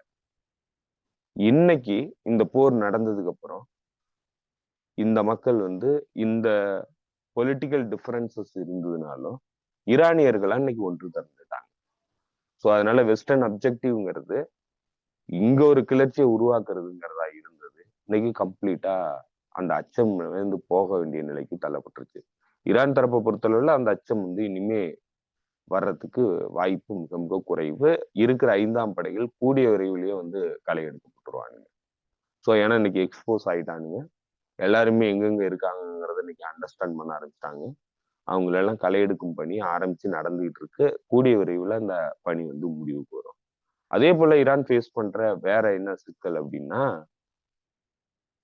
இந்த இஸ்ரேல் வச்சிருக்கக்கூடிய அணு ஆயுதம். அதே போல அமெரிக்கா வந்து இந்த போருக்கு அணு ஆயுதம் கூட பயன்படுத்துறதுக்கு தயாரா இருக்குன்னு சொல்லி அவங்க வெளிப்படையா கார்டியன் பத்திரிகை மூலமா செய்தியை வந்து கொண்டு வந்தது. ஸோ இதெல்லாம் அவங்களுக்கு மிகப்பெரிய சிக்கல். ஏன்னா அப்படி ஒரு வேளை யூஸ் பண்ணாங்கன்னா என்ன பண்ண முடியும், அதை எப்படி எதிர்கொள்றது? ஏன்னா கன்வென்ஷனலி இஸ்ரேலை வந்து எதிர்கொள்றாங்க, அமெரிக்காவையும் எதிர்கொள்ள தயாரா இருக்கிறாங்க. ஆனா இந்த ஸ்ட்ராட்டஜிக் வெப்பன் பயன்படுத்தினாங்கன்னா அதை எப்படி எதிர்கொள்றது அப்படிங்கிறது இன்னொரு சிக்கல். ஸோ இப்போ அவங்க ஃபேஸ் பண்ற 2 மிக முக்கியமான சிக்கல். ஒண்ணு உள்நாட்டுக்குள்ள இருந்து வர்ற சிக்கல், இன்னொன்னு வெளியில இருந்து வரக்கூடிய இந்த அணு ஆயுத அச்சுறுத்தல். இந்த 2 சிக்கல்களும் மிகப்பெரிய சிக்கல்கள். அதுல ஒரு சிக்கல் வந்து இப்ப முடிவுக்கு வந்துருச்சு, உள்நாட்டுக்குள்ள இருந்து வந்த சிக்கல். இப்போ இது பெரிய ஸ்ட்ராட்டஜிக் அட்வான்டேஜ் ஈரானை பொறுத்தளவுல. ஸோ இப்போ இந்த விஷயத்த வந்து அவங்க அச்சீவ் பண்ணியிருக்கிறாங்க. இப்ப வெளியில இருந்து வரக்கூடிய இந்த அணு ஆயுத சிக்கல், இதை வந்து எப்படி எதிர்கொள்றது அப்படிங்கிற இடத்துலதான் என்ன நாங்க பண்ண முடியும் அப்படிங்கிறத அவங்க எக்ஸ்பிளைன் பண்றாங்க. எங்களால என்ன பண்ண முடியும், நீ ஓகே நீ வந்து அணு ஆயுதம் பயன்படுத்துற அளவுக்கு மூர்க்கத்தனமா எனக்கு எதிராக இயங்குறங்கிறது எனக்கு தெரியும். அதை நான் எப்படி எதிர்கொள்ளுவேன் அப்படிங்கிறத காமிக்கணும். சோ அப்படி காமிக்கணும்னா அவங்களுக்கு ஏதாவது ஒரு விஷயத்த சொல்லி ஆகணும். நான் என்னென்னலாம் பண்ணுவேங்கிறத சொல்லி ஆகணும். இப்போ அப்படி இருக்கிற இடத்துலதான் அவங்க சொன்னது, இந்த ஸ்ட்ரெயிட் ஆஃப் ஹார்முஸை பிளாக் பண்ண போறோம் அப்படின்னு சொன்னது. அது கிட்டத்தட்ட வந்து ஈரானுடைய எக்கனாமிக் நியூக்ளியர் பாம். ஏன்னா அதை பிளாக் பண்ணிட்டாங்கன்னா ஒட்டுமொத்த உலக வர்த்தகம் வந்து தடைபட்டுரும். தடைபட்டுருச்சுன்னா பேரல் கச்சா எண்ணெய் மதிப்பு கிட்டத்தட்ட வந்து $400-500 போயிடும். அப்படி போச்சுன்னா உலகத்தின் பொருளாதாரம் அடுத்த ஒரு 10 வருஷத்துக்கு வந்து எழுந்திருக்க முடியாது. அது இங்க மட்டும் இல்ல, உலகம் முழுக்க அந்த பொருளாதார வீழ்ச்சிங்கிறத யாராலையும் எதிர்கொள்ள முடியாது. ஸோ அது வந்து கிட்டத்தட்ட அவங்கள்ட்ட இருக்கிற எக்கனாமிக் நியூக்ளியர் பாம். அதே போல அவங்கள்ட்ட இருக்கிற வேற என்ன அமெரிக்கன் இன்ட்ரெஸ்டுக்கு எதிராக என்ன பண்ண முடியும் அப்படிங்கிற இடத்துலதான் அவங்க இந்த பகுதி முழுக்க இருக்கக்கூடிய அமெரிக்கன் பேசஸ், இந்த அமெரிக்கன் பேசஸ தாக்க மாட்டாங்க. ஏன்னா இந்த நாடுகளை பூரா வந்து எதிரியா மாத்த முடியாது ஈரானால. அது ஈரானுக்கு எதிராகவே திரும்பும். அப்படி திரும்பினுச்சுன்னா அது நமக்கு மிகப்பெரிய பலம் அப்படிங்கிற பின்னணியில தான் வந்து அமெரிக்கா இந்த பகுதியில தைரியமா பேசஸ வந்து உருவாக்கி வச்சிருக்கு. தாக்குனாங்கன்னா அது அவங்களுக்கு எதிராக தான் போகும், அதனால பண்ண மாட்டாங்க. அத முறியடிச்சாகணும், அந்த எண்ணப்பாட்டை முறியடிச்சாகணும். எங்களால தாக்க முடியும், நீ இந்த எல்லையை கடந்து மீண்டும் வந்து இந்த மாதிரி என்னுடைய ஆட்சியை மாற்றணுங்கிற நோக்கத்தோடையோ இல்ல என்னை அழிக்கணுங்கிற நோக்கத்தோடையோ வந்தேன்னா நான் என் பக்கத்துல இருக்கிற சகோதர நாடுங்கிறதெல்லாம் நான் பார்க்க மாட்டேன். எல்லாருமே இதுக்கு விலை கொடுத்தாகணும். ஏன்னா அவன் உன்னை வந்து இங்க பகுதியில வச்சிருக்கிறதுக்கு அவன் தான் காரணம். ஸோ அவனும் அதுக்கான விலை கொடுத்தாகணும். அதெல்லாம் நான் யோசிக்கலாம் மாட்டேன், அவனையும் அடிப்பேன் அப்படிங்கிறத காமிக்கணுங்கிறதுக்காக தான் இந்த அடையாள தாக்குதல் வந்து நடத்தப்பட்டுச்சு. இப்ப அதே நேரத்துல இது கைமீறி போகுது அப்படிங்கிறப்பதான் வந்து அந்த தாக்குதல் நடத்த முடியும். அது நடத்துவாங்கங்கிறது தான் தெளிவுபடுத்திட்டாங்க. இப்போ கைமீறி போகாத அளவுக்கு இந்த போரை வந்து முடிவு கொண்டு வரணுங்கிறது தான் ஈரானுடைய அல்டிமேட் எய்ம். இந்த போரை பொறுத்தளவுல அதை தான் அச்சீவ் பண்ணியிருக்கிறாங்க. இப்போ இஸ்ரேலுக்கு மிகப்பெரிய பாதிப்பை உருவாக்கி இருக்கிறாங்க. இஸ்ரேலால தொடர்ந்து போரை நடத்த முடியாது. மீண்டும் இந்த மாதிரியான போர் நடவடிக்கையில் ஈடுபட்டான்னா இது மாதிரி பல மடங்கு அடி விழும். உன்னால எழுந்திருச்சே நிக்க முடியாத அளவுக்கு என்னால வந்து உன்னை அடிக்க முடியும் அப்படிங்கிறத நிரூபிச்சுட்டாங்க. சரியான டிட்டரன்ஸை உருவாக்கிட்டாங்க கன்வென்ஷனல் மீன்ல. அதே மாதிரி இந்த பகுதியில் இருக்கக்கூடிய அமெரிக்கன் பேசஸ்ங்கிறது அமெரிக்காவோட பலம் கிடையாது, அமெரிக்காவினுடைய பலவீனம் அப்படிங்கிறதையும் இந்த போர்ல வந்து அவங்க நிரூபிச்சிட்டாங்க. ஸோ இப்போ இது எல்லாத்தையும் பண்ணிட்டாங்கன்னா அடுத்து வேற என்ன வழிமுறை இருக்கு அமெரிக்காவுக்கு அப்படின்னா, அமெரிக்காவுக்கு இந்த பகுதியில் இருக்கக்கூடிய மிக முக்கியமான பேஸுங்கிறது இஸ்ரேல். இஸ்ரேல் தான் அமெரிக்காவினுடைய மிக முக்கியமான பேஸ். அந்த பேஸே வந்து நிலை குலைஞ்சிருக்கு. அதே போல இந்த பகுதியில் இருக்கக்கூடிய மற்ற பேஸ், இந்த மற்ற பேஸும் தாக்கப்படும் அப்படிங்கிறத இன்னைக்கு ஈரான் வந்து நிரூபிச்சிருக்கு. ஸோ அதனால இஸ்ரேலாலேயே வந்து ப்ரொடெக்ட் பண்ணிக்க முடியல. ஏன்னா உலகத்திலேயே ஹைலி டென்ஸ்டு ஏர் டிஃபென்ஸ் கவரேஜ் இருக்கக்கூடிய நாடு வந்து இஸ்ரேல் தான். ஏன்னா சின்ன நாடு, முழுக்க முழுக்க அதை வந்து ஒரு அடையாள இராணுவ ப்ராவஸனுடைய அடையாளமா தான் அந்த நாட்டை வந்து உருவாக்கி இருக்கிறாங்க. அதனால எல்லா விதமான லேயர் பை லேயரா வந்து ஏர் டிஃபென்ஸ் வந்து அவங்க வச்சிருக்கிறாங்க. அதுலயே வந்து அவங்களால தடுக்க முடியலன்னா இந்த பகுதியில எந்த நாட்டாலையும் அதனுடைய ஏவுகணைகளை தடுக்க முடியாது அப்படிங்கிறத இன்னைக்கு கிளியரா உணர்த்திட்டாங்க. அதே போல எங்களுக்கு பொலிட்டிக்கல் வில் இருக்கு, நாங்க தாக்குதல் நடத்துவோம் அந்த பகுதியில, எந்த பேஸையும் விட்டு வைக்க மாட்டோம் அப்படிங்கிறதையும் சொல்லிட்டாங்க. இதெல்லாம் எதுக்காக சொல்லி இருக்கிறாங்கன்னா, இத மேற்கத்திய அணி இஸ்ரேலும் அமெரிக்காவும் இந்த போரை வந்து முடிக்கல இதோட. இது ஒரு தற்காலிகமான பாஸ், அவ்வளவுதான், ஒரு இடைநிறுத்தம், அவ்வளவுதான். இது மீண்டும் வரும். ஏன்னா இங்க என்னென்னலாம் பிரச்சனைகளை வந்து அவங்க கொண்டாங்களோ அதை எல்லாத்தையும் சரி பண்றதுக்கான நடவடிக்கைகளை பண்ணி கேலிபிரேட் பண்ணி மீண்டும் வந்து இதே மாதிரியான தாக்குதல் இல்ல வேற விதமான தாக்குதல் பண்றதுக்கு தான் அவங்க வந்து போறாங்க. இதைதான் உலகம் முழுக்க பண்றாங்க. எல்லா இடங்கள்லயும் இதே விஷயங்கள் தான் பண்றாங்க. ஸோ அதனால இது வந்து ஒரு டாக்டிக்கல் ரீட்ரீட் தான், பின்வாங்கும் நடவடிக்கை தான். தந்திரோபாயமா பின்வாங்குறாங்க, அவ்வளவுதான். ஏன்னா அவங்களுக்கு மிகப்பெரிய இழப்பு ஏற்படுறதுனால பின்வாங்குறாங்க. இது முடிவு கிடையாது. அவங்களுடைய எய்ம் மாற்றம் அடையறது இல்லை, அவங்களோட ஆம்பிஷன் வந்து மாறல. அப்ப மீண்டும் வந்து ஈரான்ல ஆட்சி மாற்றம் ஏற்படுத்துறதுக்கான போர்ல அவங்க இறங்கதான் போறாங்க. என்ன சொல்ல போனா முன்னாடியை விட பலமா இறங்கினா மட்டும்தான் பண்ண முடியும். ஒரு ஃப்ரண்ட்ல மட்டும் பண்ண முடியாது. இப்ப நடத்துறது மட்டுமே போதாது, இன்னும் பல வகையான சிக்கல்களை உருவாக்கி தான் இந்த பிரச்சனையை வந்து முடிவு கொண்டு வர முடியும் அப்படிங்கிற நோக்கத்தோட தான் இன்னைக்கு அவங்க பின்வாங்குறாங்க. ஸோ இப்ப இந்த பின்வாங்கும் நடவடிக்கையை கம்ப்ளீட்டா டிட்டர் பண்ணணும்னா நான் என்னென்னலாம் பண்ணுவேன் அப்படிங்கிறத இன்னைக்கு வந்து அவங்க நிரூபிக்கணும் ஈரான். ஏன்னா இது எக்ஸிஸ்டன்சியல் பிரச்சனை. இந்த எக்ஸிஸ்டன்சியல் பிரச்சனையில இன்னைக்கே நான் நிரூபிச்சேன்னா மட்டும்தான் அடுத்து வந்து நீ வரும்போது பயப்படுவ அப்படிங்கிறதுக்காக தான் அவங்க இன்னைக்கு வந்து அதை நிரூபிக்கிறாங்க. ஆனா அதை எல்லாத்தையும் ரெக்டிஃபை பண்ணிட்டு மீண்டும் வந்து அமெரிக்கா இந்த போருக்கு வந்துதான் தீரும். அது வரும் வராதுங்கிறதுலாம் கேள்வி இல்லை, எப்போ வருங்கிறது மட்டும்தான் கேள்வி. அப்ப ஈரான் வந்து இது எல்லாத்துக்கும் தயாரா இருக்கணும்.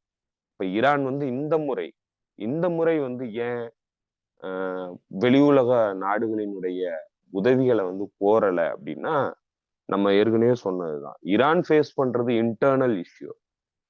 வெளியில இருந்து அச்சுறுத்தல் வர்றத கன்வென்ஷனல் மீன்ல அவங்களால எதிர்கொள்ள முடியுங்கிறத இன்னைக்கு நிரூபிக்கிறாங்க. அந்த கான்பிடன்ஸ் வந்து அவங்களுக்கு இருக்கு. வெளியில இருந்து வந்ததுன்னா அதை தடுக்க முடியும், அவனை வந்து டிட்டர் பண்ணிட முடியும் அப்படிங்கிற அந்த கான்பிடன்ஸ் வந்து ஈரான்கிட்ட இருக்கு. ஆனா உள்ளுக்கே இருந்து சிக்கல் வந்ததுன்னா அதை வெளி உலக சக்திகளை கொண்டு உங்களால எதிர்கொள்ள முடியாது. ரஷ்யாவோ சைனாவோ பாகிஸ்தானோ ஈரானுக்குள்ளிருந்து ஈரானியர்கள் 5ஆம் படையில் வந்து கிளர்ச்சி நடவடிக்கையில் ஈடுபட்டு ஆட்சி மாற்றத்துக்காக வந்து வந்தாங்கன்னா அதை வெளி உலக சக்திகளால வந்து எதிர்கொள்ள முடியாது. ஸோ அது வந்து இப்ப அவசியமானது இல்லை. ஆனா பின்னால இது எல்லாமே அவசியமானது. பின்னால ரஷ்யாவினுடைய ஆதரவு தேவை, சைனாவினுடைய ஆதரவு தேவை, வெளியிலிருந்து வர்ற சிக்கலை எதிர்கொள்றதுக்கான எல்லா வழிமுறைகளும் தேவை, எல்லா விதமான பார்ட்னர்ஷிப்பும் அவங்களுக்கு தேவை. ஸோ அதை வந்து இன்னைக்கு ரெக்டிஃபை பண்ணி ஆகணும். ஸோ ஈரானை பொறுத்தளவுல இது ஒரு நல்ல படிப்பினை. வெற்றி அடைஞ்சதுனாலும் நல்ல படிப்பினை. ரொம்ப எச்சரிக்கையா இருக்கணுங்கிறத உணர்த்திருச்சு. அமெரிக்கா போருக்கு தயாரா இருக்குங்கிறத உணர்த்திருச்சு. அதுக்கு இஸ்ரேல் வந்து எப்ப வேணாலும் தயாரா இருக்கு, எப்ப வேணாலும் அமெரிக்கா சொன்னுச்சுன்னா போரை தொடுக்குங்கிறது இன்னைக்கு தெளிவாயிடுச்சு. ஸோ இப்ப இது எல்லாத்தையும் வந்து பார்த்துட்டாங்க. அதே போல உள்ளுக்குள்ள எவ்வளவு சிக்கல்கள் இருந்ததுங்கிறது இன்னைக்கு தெளிவாயிடுச்சு. எதெல்லாம் அவங்களுக்கு மைனஸா இருந்தது, எதெல்லாம் ப்ளஸ்ஸா இருந்ததுங்கிறது எல்லாத்தையும் இன்னைக்கு அண்டர்ஸ்டாண்ட் பண்ணியிருக்கிறாங்க. அதனாலதான் IAEAல இருந்து அவங்க வெளியில வந்துட்டாங்க. IAEAங்கிறது எவ்வளவு பெரிய துரோக அமைப்பு, உலகத்துல வந்து அமெரிக்காவுக்காக ஒட்டு வேலை பார்க்கக்கூடிய அமைப்புங்கிறத இன்னைக்கு அவங்க தெளிவுபடுத்திட்டாங்க. அதனால IAEA இருந்து வெளியில வந்துட்டாங்க. இப்படி பல விஷயங்கள்ல வந்து அவங்க மாற்றம் கொண்டு வந்திருக்காங்க. எதெல்லாம் வந்து அவங்களுடைய சிக்கல்களா இருந்ததுங்கிறத அண்டர்ஸ்டாண்ட் பண்ணி இன்னைக்கு அதை எல்லாத்தையும் சரி பண்ணி எதிரியை விட வேகமா இவங்க தயாராக வேண்டிய நிலையில இருக்கிறாங்க. அதை இன்னைக்கு அடையாளப்படுத்தியாச்சு. எல்லா வகையிலையும் அடையாளப்படுத்திட்டாங்க. அவங்களுடைய என்னென்ன விஷயங்கள் அவங்க கையில இருக்கோ அதை எல்லாத்தையுமே வந்து பயன்படுத்தி அடையாளப்படுத்திட்டாங்க. அதுக்கு தயாராகணும். அடுத்து வந்து எதிரி தயாராகி வர்றதுக்கு முன்னாடி இவங்க தயாராகணும். அதற்கான பணியில இன்னைக்கு ஈடுபட ஆரம்பிச்சிட்டாங்க. அதற்காக தான் இன்னைக்கு நேத்துன்னு நினைக்கிறேன் ஈரானுடைய ராணுவ அமைச்சர் வந்து உடனடியா சைனா போயிருக்கிறாரு. அநேகமா J-10 வகை ஃபைட்டர் ஜெட் வாங்குறதுக்கு ஆர்டர் கொடுக்கறதுக்காக போயிருக்கிறதா சொல்றாங்க. இப்போ ஃபைட்டர் ஜெட்டுங்கிறது ஈரானுக்கு ரொம்ப அவசியமானதா இருக்கு. ஏன்னா இப்போ ஃபைட்டர் ஜெட்ஸ் மூலமா வந்து அவங்க எவ்வளவு ஏவுகணை தாக்குதல் நடத்தினாங்க, அது எல்லாத்தையும் ஈரானால எதிர்கொள்ள முடியல. ஸோ அதெல்லாம் வந்து சாரி பண்ணணும்னா ஃபைட்டர் ஜெட்ஸ் வேணும். ரஷ்யால இருந்து வர வேண்டிய ஃபைட்டர் ஜெட்ஸ் ரஷ்யாவினுடைய போருக்கே வந்து தயாரிச்சு கொடுக்க முடியாத அளவுக்கு தான் அந்த நிறுவனம் இருக்கு. அதனால அங்கிருந்து இப்ப எதிர்பார்க்க முடியாது. அதனால சைனா கிட்ட இருந்து வாங்குறதுக்கு அவங்க தயாரா இருக்கிறாங்க. அதே போல ஏர் டிஃபென்ஸ் எவ்வளவு வல்னரபிளா இருக்கு அப்படிங்கறது அந்த முதல் 8 மணி நேரத்துல வந்து புரிஞ்சுக்கிட்டாங்க. 8 மணி நேரத்துல ஹேக் பண்ணி அந்த சிஸ்டம் ஒர்க் ஆகாத அளவுக்கு இஸ்ரேல் பண்ணதுலயே அவங்க புரிஞ்சுக்கிட்டாங்க. ஸோ அதனால அதுல எவ்வளவு சிக்கல்கள் இருக்கு, அதெல்லாம் எப்படி ரெக்டிஃபை பண்ணணும்னா ரஷ்யா, சைனா போன்ற நாடுகளினுடைய டெக்னாலஜிக்கல் சுப்பீரியாரிட்டிங்கிறது ரொம்ப அவசியம். அதை வந்து அந்த நாலேஜை வந்து இவங்க கெயின் பண்ணி ஆகணும். அதற்கான உபகரணங்கள் வந்து இவங்க வாங்கி ஆகணும். ஸோ இப்போ அதெல்லாம் பண்ண ஆரம்பிக்க போறாங்க. அடுத்து இவங்களுக்கு அல்டிமேட்டான சிக்கலா இருக்கிறது அணு ஆயுதம். அணு ஆயுதம்ங்கிறது இஸ்ரேல் பயன்படுத்துவேங்கிறத சொல்லுது. அமெரிக்கா பயன்படுத்துறதுக்கான திட்டமிடல்ல ஈடுபட்டதுங்கிறத லீக் பண்ணுது.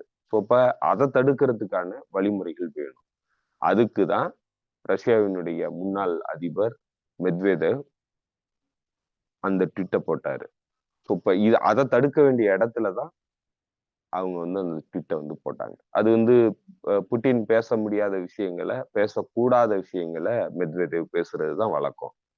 அவரு அந்த மாதிரி பேச முடியாது. அதனால மெத்வெதேவ் மூலமா அந்த விஷயத்த வந்து அவங்க கன்வே பண்றாங்க. அதுக்குதான் ட்ரம்ப் ரொம்ப கிளர்ச்சி அடைஞ்சிட்டாரு. அப்படியெல்லாம் சொன்னாரா அப்படிங்கிற அளவுக்கு வந்து பேச ஆரம்பிச்சிட்டாரு. 2 பேத்துக்கும் வாக்குவாதமே நடந்தது. ஸோ இப்ப இதெல்லாம் என்னன்னா இந்த கன்வென்ஷனல் வேல இவங்களால எதிர்கொள்ள முடியும், எதிரி வீழ்த்த முடியுங்கிறத நிரூபிச்சுட்டாங்க. வேற என்னென்ன சிக்கல்கள் இது இங்க இருக்கோ அதை எல்லாத்தையும் வந்து அவங்க ரெக்டிஃபை பண்றதுக்கான நடவடிக்கைகளை ஈடுபட ஆரம்பிச்சிட்டாங்க. வெளியில இருந்து ஆதரவு வர வேண்டியது சரியான நேரத்துக்கு ரஷ்ய தரப்புல இருந்து வந்ததுனால அணு ஆயுதம் பயன்படுத்தப்படுறது தவிர்க்கப்பட்டுருச்சு. ஏன்னா அமெரிக்கா, குறிப்பா வந்து இஸ்ரேல் வந்து இந்த மாதிரியான தோல்விகளை எதிர்கொள்ளும் போது அது அணு ஆயுதம் பயன்படுத்துறதுக்கான வாய்ப்பு இருந்தது. ஸோ அதை தடுக்கும் விதமா தான் மெத்வெதேவனுடைய அந்த அறிக்கை வந்து வந்தது. அது வந்ததுக்கு அப்புறம் அவங்களுக்கு இருக்கிற எல்லா சுப்பீரியாரிட்டி, எல்லா எதுலலாம் வந்து அவங்களுக்கு அட்வான்டேஜ் இருந்ததோ அது எல்லாத்தையும் சப்ரஸ் பண்ணிட்டாங்க.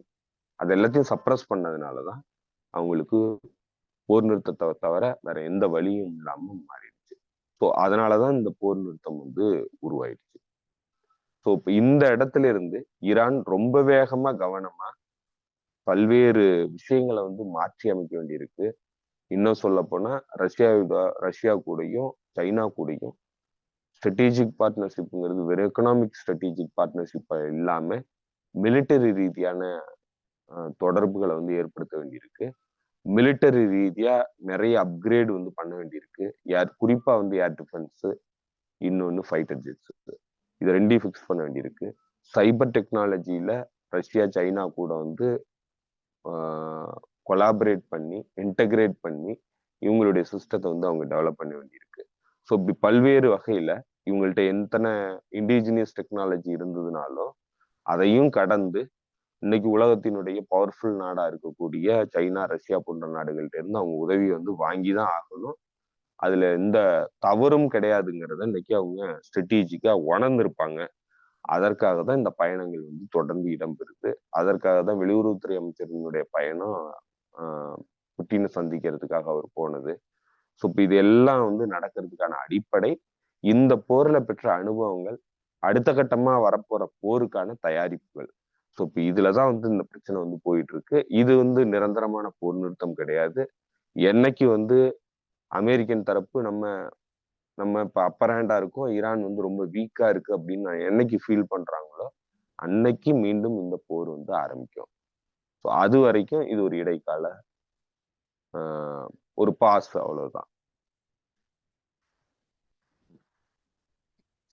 இதுல தொடர் நம்ம ஆக்சுவலா இந்த 2 நாள் ஆனதுனால நடுவில் விட்டுட்டேன். ஏன்னா இந்த 2 நாள் கேப்ல வந்து எல்லாருமே திரும்ப திரும்ப சொன்னது நீங்க தொடக்கத்துல பேசின மாதிரி அந்த அணு உலைய சதிச்சிட்டோம் அப்படின்னு தான். அது ஐஆர்ஜிசி தரப்புல அவ்வளவு ஒன்றும் நடக்கலன்னு முதல்ல இந்த துவக்கத்தையும் சொல்லிட்டு இருக்காங்க. அது உள்ளூர் ஊடகங்களும் அதை ஏற்றிலாம் பார்த்துட்டு வந்துட்டாங்க. எந்த அளவுக்கு டோட்டலா டேமேஜா, இதுவா இதெல்லாம் தாண்டி இந்த 2 நாள்ல இதெல்லாம் தாண்டி இப்ப நம்ம அந்த பேசுறதுக்கு ஒரு மணி நேரத்துக்கு முன்னாடி ஹாரட்ஸ் பத்திரிகை வந்து ஒரு தகவலை ரிலீஸ் பண்ணிருக்கு. யூரோப்பியன் இன்டெலிஜென்ஸ் ஏஜென்சி ஒண்ணு வந்து சொல்லியிருக்கு, நீங்க தாக்குதல் நடத்துற 3 இடத்துலயுமே வந்து அவங்க யுரேனியத்தை வைக்கல. கிட்டத்தட்ட ஒரு 400 கிலோவை தனியா எடுத்துட்டு போயிட்டாங்க. இப்போ எடுத்து போயிட்டு கொண்டு போய் எல்லாத்தையும் என்ரிச்மெண்ட் நல்லா ஹையா பண்ணிட்டாங்க. அடுத்து வெப்பனை மட்டும் டெலிவர் பண்ண வேண்டிய மட்டும் தான் பாக்கி அப்படின்னு சொல்லியிருக்காங்க. நான் யூரோப்பியன் யூனியன்ல இருக்கக்கூடிய இன்டெலிஜென்ஸ் ஏஜென்சினா நான் வந்து இதைத்தான் ஃபீல் பண்றேன். எம்ஐ6 தான் சொல்றாங்க அப்படின்னு நான் ஃபீல் பண்றேன். இது எல்லா ஒரு சாமானிய மனிதர்கள் எல்லாருக்கும் பார்க்கும்போது என்ன கேள்வி வந்துச்சு அப்படின்னா, ஒரு இதே அணு ஆயுதமே இல்லாத பேசுமா அவனை போய் நோண்டிக்கிட்டே இருக்கிறீங்க, அப்புறம் அவனை காப்பாத்திக்க அவன் அணு ஆயுதம் தயாரிச்சா என்ன அப்படின்ற கேள்வி எல்லா மனதிலையும் எழுந்துச்சு. நம்ம மனசுலயும் அந்த எழுந்துச்சு. இப்போ ஏற்கனவே நம்ம ஒரு 3-4 டேஸ் பிஃபோர் நினைக்கிறேன், நம்ம இந்த ஃபைனல் அட்டாக் நடக்கிறதுக்கு முன்னாடி நம்ம கூட டெலிகிராம் எழுதியிருந்தோம். ஈரான் உள்ளுக்குள்ள என்ன ஃபீல் பண்ணுது அப்படின்னா, எய்தர் அவங்க வந்து ஏதாவது அணு உலைகள் மேல தாக்குதல் நடத்துறது, அப்படி இல்லைன்னா சுப்ரீம் லீடர் மேல அசாசினேஷனுக்கான வேலையை பார்த்தாங்கன்னா, அதுக்கான அட்டெம்ப்ட் நடந்துட்டா கூட நம்ம வந்து இமீடியட்டா நியூக்ளியர் பாம்பை ரெடி பண்ணிடலாம் அப்படின்ற மூட்ல தான் இருந்தாங்க அப்படின்னு நமக்கு தகவல் வந்துச்சு. அதுக்கு தகுந்த மாதிரியே இப்போ எம்ஐ6 சொல்றதும் அப்படிதான் இருக்குன்னு நான் ஃபீல் பண்றேன். இது எந்த அளவுக்கு சரியா இருக்கும், அவங்க வந்து வேற வழி இல்லை, இப்போ வந்து நம்ம நியூக்ளியர் பாம்பு தான் போகணும் அப்படின்ற இடத்துக்கு வந்துட்டாங்கன்னு நீங்க நினைக்கிறீங்க? அது அவ்வளவு சீக்கிரமா பண்ண முடியாது தோழர். அவ்வளவு சீக்கிரமா போகவும் மாட்டாங்க. ஏன்னா இன்னைக்கு இருக்கிற சூழ்நிலை வந்து ரொம்ப ரொம்ப கிரிட்டிக்கலான சுச்சுவேஷன். இந்த டயத்துல வந்து நீங்க அணு ஆயுதத்தை நோக்கி அந்த ஆம்பிஷன்ல வந்து நீங்க போக ஆரம்பிச்சீங்கன்னா விளைவுகள் வந்து மோசமானதான் இருக்கும். நடத்துறதுக்கு தயாராயிட்டாங்கிறது உங்களுக்கு தெரியும். தயாராகி தாக்குதல் நடத்துறதுக்கு வந்துட்டாங்க. 2வது அணு ஆயுதமே பயன்படுத்துறதுக்கு தயாரா இருக்கிறாங்க அப்படிங்கிறதையும் அவங்க வெளிப்படையா தெளிவுபடுத்தி இருக்கிறானுங்க. ஸோ இப்ப இந்த இடத்துல நீங்க அணு ஆயுதம் வந்து தயாரிச்சிட்டீங்கன்னா அந்த டெஸ்ட் நடந்த உடனே அவனுக்கு மீண்டும் வந்து தாக்குதல் நடத்துறதுக்கான வாய்ப்பு இருக்கு. அணு ஆயுதமே பயன்படுத்துறதுக்கான வாய்ப்பும் இருக்கு. ஸோ அப்படின்னா நீங்க அவ்வளவு சீக்கிரம் வந்து அந்த லெவலுக்குலாம் நீங்க போயிடக்கூடாது. அது ஸ்ட்ராட்டஜிக்காவும் இருக்காது. ஸோ அதனால பண்ண மாட்டாங்க. கண்டிப்பா பண்ண மாட்டாங்க. இந்த ப்ராசஸ் வந்து ரொம்ப பெரிய ப்ராசஸ். எடுத்த உடனே வந்து நீங்க அணு ஆயுதத்தை டக்குன்னுலாம் தயாரிச்சிட முடியாது. பல ஆண்டுகள் அதற்கான தொழில்நுட்பம் இருக்கு, அதற்கான பிரெயின் இருக்கு, நாலேஜ் இருக்கு, அதெல்லாம் இருக்கு. ஆனா அதை ப்ராசஸ் பண்றதுக்கான கால அவகாசம்ங்கிறது தேவை. அதே போல அந்த பொலிட்டிக்கல் வில்லு வேணும் முதல்ல. 2வது புற சூழல் ஏதுவானதா இருக்கணும். இப்ப இதெல்லாம் பார்த்துதான் வந்து உங்களால வந்து இந்த இந்த வெப்பனை வந்து உங்களுக்கு ப்ரொடியூஸ் பண்ண முடியும். ப்ரொடியூஸ் பண்ணா மட்டும் போதாது. இந்த வெப்பனை பயன்படுத்தும் போது பயன்படுத்துறதுக்கு தேவையான கருவிகளையும் வந்து நீங்க டெஸ்ட் பண்ணணும். இப்போ வார்ஹெட்டை வந்து சுமந்து செல்லக்கூடிய அளவுக்கு கெரியர் வந்து வேணும். அத நீங்க வெறும் ஆயுதத்தை தயாரிச்சு நாட்டுக்குள்ள வச்சிருந்தா மட்டும் போதாது. அதை சுமந்து போகக்கூடிய கருவிகளையும் நீங்க தயார் பண்ணணும். அதற்கான கால அவகாசமும் தேவை. ஸோ அதனால தயாரிச்சிட்டாலுமே உங்களுடைய செக்யூரிட்டியை வந்து நீங்க உத்தரவாதப்படுத்திட முடியுமானா முடியாது. அது பயன்படுத்துறதுக்கான தொழில்நுட்பம் வந்து வேணும். அதற்கான கால அவகாசம் இருக்கு. ஸோ அதனால இதெல்லாம் எதுவும் உடனே எல்லாம் பண்ண முடியாது. கால அவகாசம் தேவைப்படும். இந்த இடத்துல பண்றது சரியான நிகழ்வாகவும் இருக்காது. ஸோ அதனால கண்டிப்பா பண்றதுக்கான வாய்ப்பு கிடையாது. இன்னைக்கு நேத்து கேஜே நோங்கிற ஒரு சொல்லியிருக்கிறாரு. அவருதான் பல விஷயங்களை தெளிவுபடுத்தி இருக்கிறாரு. அவர் சொல்றாரு, நார்த் கொரியா வந்து இந்த இதுக்கு போறதுக்கு அணு ஆயுதம் போறதுக்கு கிட்டத்தட்ட வந்து டெக்கேட்ஸ் தேவைப்பட்டுச்சு. தசாப்தங்கள் வந்து தேவைப்பட்டுச்சு. அது அணு ஆயுதத்தை வந்து ப்ரொக்யூர் பண்ணி அதற்கு அதாவது டெலிவரி சிஸ்டத்தை ரெடி பண்றதுக்கு கிட்டத்தட்ட ஒரு டெக்கேடுக்கு மேல வந்து அதுக்கு தேவைப்பட்டுச்சு. 2, 3 டெக்கேட்ஸ் வந்து தேவைப்பட்டுச்சு. பல்வேறு நடவடிக்கைகளுக்கு அப்புறம் தான் வந்து அந்த அந்த ப்ராசஸ் வந்து முடிவுக்கு வந்துச்சு அப்படிங்கிறத சொன்னாரு. ஸோ அதுதான் நார்த் கொரியாவுக்கு எடுத்த உடனே எல்லாமே கிடைச்சிடல. பல்வேறு நடவடிக்கைகள் அமெரிக்கா கூட ஒப்பந்தங்களை ஏற்படுத்தி அமெரிக்கா வந்து என்ரிச்டு யுரேனியம் அவங்களுக்கு எனர்ஜிக்காக வாட்டர் பிளான்டேஷனுக்காக தரேன்னு சொல்லி அது தராம போய் அதுக்கு ஒரு 10 வருஷம் நெகோசியேஷன்லாம் பேசி அதுக்கப்புறம் அவங்க அதையும் தரலங்கிறதுக்கு அப்புறம் தான் வந்து அவங்க இதை நோக்கி போறாங்க. ஸோ அதனால இதெல்லாம் போய் அதுக்கப்புறம் பல ஆண்டுகள் கழிச்சு கிட்டத்தட்ட வந்து ஒரு ஒரு 30 ஆண்டுகளுக்கு அப்புறம் தான் வந்து அவங்க அணு ஆயுதத்தை தயாரிக்கிறாங்க. இப்போ 30 ஆண்டுகளுக்கு அப்புறம் தயாரிச்சு அதுக்கப்புறம் ஒரு 10 வருஷம் அதுக்கு சரியான வெஹிக்கிள்ஸை ரெடி பண்றதுக்கு அவங்களுக்கு அதுக்கப்புறம் ஒரு 10 வருஷம். அந்த வெஹிக்கிள்ஸ் இருந்தா மட்டும் போதாது. இன்டர்கான்டினென்டல் பாலிஸ்டிக் மிசைல்ஸ் தேவைப்பட்டுச்சு. ஏன்னா அமெரிக்கா தான் வந்து அச்சுறுத்தலா இருக்கு. அதனால அமெரிக்காவை தாக்கக்கூடிய வல்லமையோட வெஹிக்கிள் தேவைப்படுதுங்கிற இடத்துல அவங்க ஐசிபிஎம் தயாரிச்சுட்டு தான் வந்து அதை டிட்டர் பண்றதுக்கான முழுமையான பொறுப்புக்கு பவருக்கு வந்தாங்க. ஸோ இப்போ அந்த கால அவகாசம்ங்கிறது இன்னைக்கு ஐசிபிஎம் வந்து ஈரான்ட்ட இல்லை. ஸோ ஐசிபிஎம் வந்து கட்டாயமா தேவை. ஏன்னா அமெரிக்காவில் தாக்குதல் நடத்துவோங்கிறப்ப தான் வந்து அமெரிக்கா அச்சமிடுவான். ஸோ அதனால அதையும் பார்க்கணும். ஸோ அதனால பல்வேறு சிக்கல்கள் இருக்கு. இது எல்லாத்தையும் கடந்து நீங்க வந்து ரகசியமா இந்த ஆயுதத்தை வந்து நீங்க தயாரிக்கவும் முடியாது. தயாரிச்சீங்கன்னா டெஸ்ட் பண்ணி ஆகணும். டெஸ்ட் பண்ணீங்கன்னா உலகத்துக்கே தெரிஞ்சிடும். ஸோ அதனால எதையுமே வந்து நீங்க அப்படியெல்லாம் பண்ண முடியாது. அது இந்த டயத்துல ரஷ் பண்றதும் சரியானதா இருக்காது. ஸோ அதனால கொஞ்சம் கொஞ்சமா தான் அவங்க பண்ண முடியும். ஆனா அத நோக்கி தான் கண்டிப்பா போய் ஆகணும். ஏன்னா வேற எந்த வழியும் இல்ல. இப்ப நம்ம ஏற்கனவே சொன்ன மாதிரி அமெரிக்காவினுடைய பிரைமசிய வந்து கீப் அப் பண்ணணும்னா ஈரான் வந்து வீழ்த்தி ஆகணும். அந்த எய்ம்ல இருந்து அவங்க ஒரு காலமும் மாறப் போறதில்ல. ஏன்னா அமெரிக்கன் எம்பையர்ங்கிறது தன்னுடைய எம்பையர் ஸ்டேட்டஸ விடுறதுக்கு தயாரா இல்ல. ஸோ அதனால அத நோக்கி தான் அது கண்டிப்பா வரும். ஸோ அது எப்ப வரப்போகுது என்னங்கிறதுல தான் நமக்கு குழப்பம் இருக்கே தவிர, அது வருமா வராதாங்கிறதுல எந்த குழப்பமும் இல்ல. ஸோ இப்ப அதனால நீங்க இது இந்த டிட்டரன்ஸ் கண்டிப்பா தேவை. இந்த டிட்டரன்ஸ் மட்டும் தான் உங்களால முழுமையா வந்து டிட்டர் பண்ண முடியும் இந்த டிட்டரன்ஸ் மூலமா.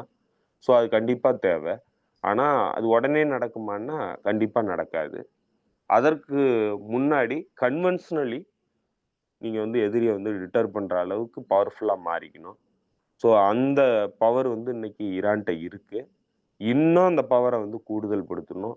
அதேபோல அவங்களுடைய டிஃபென்ஸ் கெப்பாசிட்டிய வந்து இன்கிரீஸ் பண்ணணும். அதெல்லாம் பண்ணிட்டு தான் நீங்க வந்து ஆயுதத்த நோக்கி போக முடியும். ஸோ அதுதான் இப்ப அவங்களுடைய பிரைமரி நோக்கமா இருக்கே தவிர, ஆயுதம்ங்கிறத பிரைமரி நோக்கமா இப்ப வைக்க மாட்டாங்க. ஏன்னா அது ஸ்ட்ராட்டஜிக்கான முடிவா இருக்காது.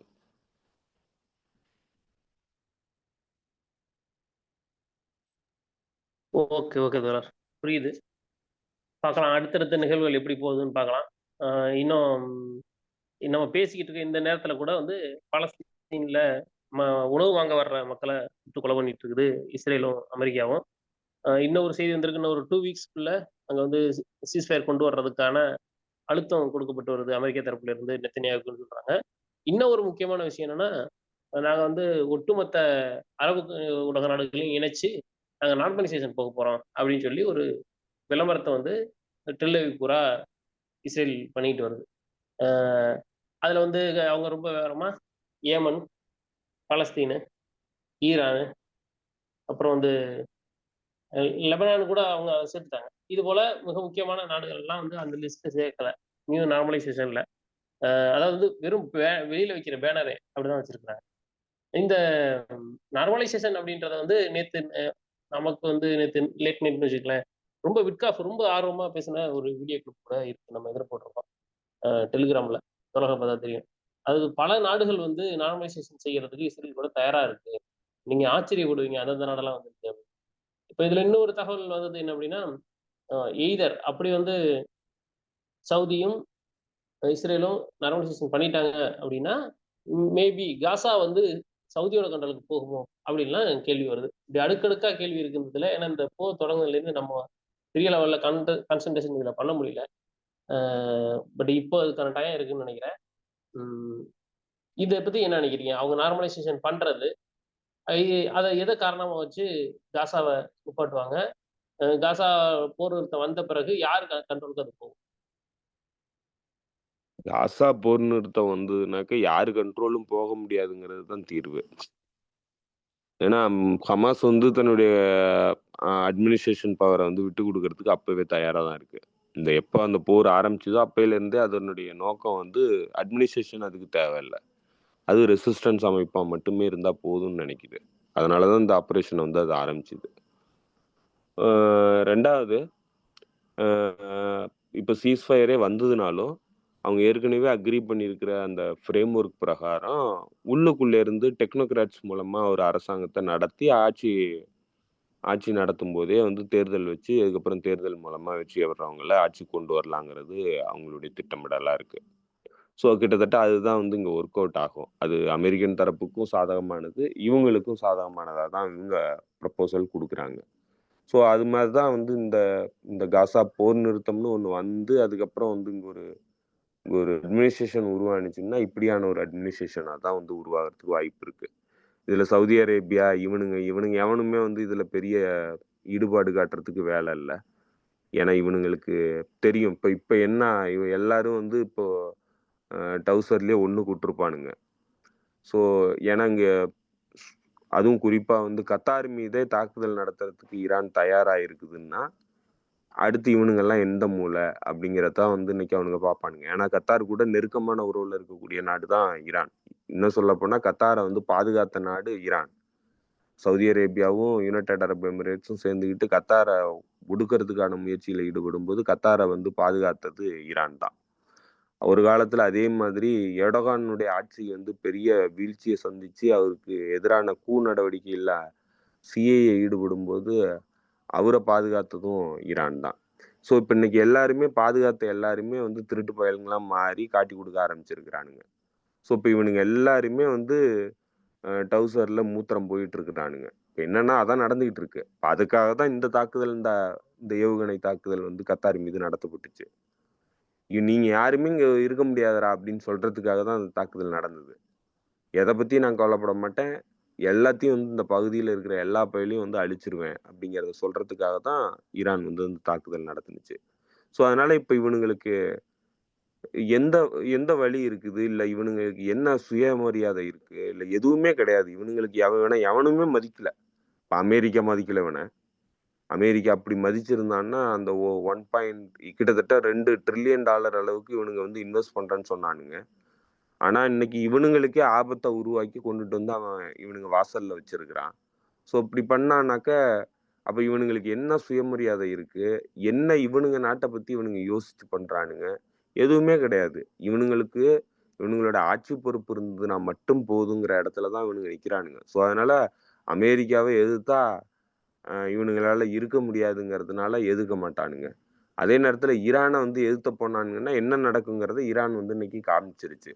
ஸோ இப்படி இருக்கிற ஒரு சூழ்நிலை தான் வந்து இவனுங்களுக்கு இருக்கு. இப்போ எய்தர் வந்து இவனுங்க ஈரான் சைடு வரணும், இல்லைன்னா இஸ்ரேல் கூட நார்மலைசேஷனுக்கு போகணும். ஏன்னா இஸ்ரேல்னால அச்சுறுத்தல் இருக்கு. இஸ்ரேலுக்கு அச்சுறுத்தல் இருக்கிறது மட்டும் இல்லை, இவனுங்க அமெரிக்கா கூட வச்சிருக்கிற உறவினால ஈரான்னால அச்சுறுத்தல் இருக்கு. இப்படி 2 தரப்புலையும் அச்சுறுத்தல் இருக்கிறதுனால இவனுங்க எந்த பக்கம் போவானுங்கன்னா அமெரிக்காவினுடைய அடிமையா இருக்கிறதுனால தன்னுடைய ஆட்சியை பாதுகாத்துக்கிறதுக்கும் தன்னுடைய குடும்பத்தை பாதுகாத்துக்கிறதுக்கும் அமெரிக்கன் தரப்புக்கு தான் இவனுங்க போவானுங்க. ஏன்னா அன்லஸ் அன்டில் அமெரிக்கன் எம்பையர் வந்து தன்னுடைய பலத்தை முழுசா இழந்ததுன்னா தான் இவனுங்க அதை விட்டு வெளியேறுவானுங்க. அப்பதான் இவனுங்களுக்கு தைரியமே வரும். அது வரைக்கும் இவனுங்களுக்கு தைரியம் வர்றதுக்கு வாய்ப்பு கிடையாது. ஸோ அதனால கண்டிப்பா நார்மலைசேஷன் தான் போவானுங்க. புரியுது புரியுது. பார்க்கலாம் அடுத்தடுத்த நிகழ்வுகள் எப்படி போகுதுன்னு. வேற ஏதாவது தோழர்கள் சொல்ல வேண்டியதா? இல்ல தோழர், நான் எனக்கு நேரம் ஒதுக்க முடியல. தோழர்கள் மன்னிக்கணும். ஏன்னா நான் 2 நாளா பண்ணணும்னு சொல்லி பிளான் பண்ணோம். 2 நாளாவும் கொஞ்சம் நேரமே சுத்தமா ஒதுக்க முடியல. கடுமையான வேலை.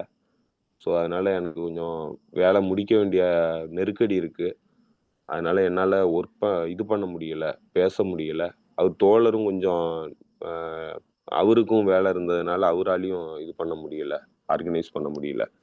ஸோ அதனால தோழர்கள் மன்னிச்சுக்கங்க. 2வது இன்னொரு முக்கியமான விஷயம் என்னன்னாக்கா, நம்ம நடந்துகிட்டு இருக்கும்போதே வந்து ஒ விஷயத்த வந்து கொண்டு வர்றதுங்கிறது ஒரு துல்லியமானதா இருக்காது. 2வது ரொம்ப எமோஷனலானதா இருக்கும். எமோஷனலா நம்ம பண்றதுக்கு விரும்புறதில்ல. அது தவிர்க்கிறது. எதுவும் வந்து செட்டில் ஆனதுக்கப்புறம் என்ன நடந்ததுங்கிறத முழுமையா புரிஞ்சதுக்கு அப்புறம் தான் நம்ம பண்றது. ஸோ அந்த மாதிரியும் நம்ம இதுக்கு வந்து கொஞ்சம் கால அவகாசம் தேவைப்பட்டுச்சு. ஆனா 2 நாளைக்கு முன்னாடி பண்ணலாங்கிற ஒரு எண்ணம் இருந்தது. நேரம் ஒதுக்க முடியல. அதனால மன்னிச்சுக்கங்க.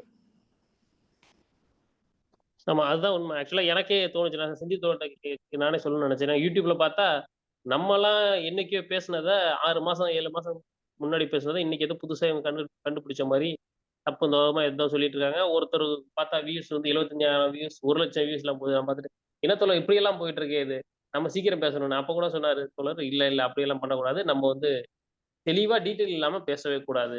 அப்படின்றதுல என்னை விட ரொம்ப தெளிவா செந்தில் தோழர் இருந்தாங்க.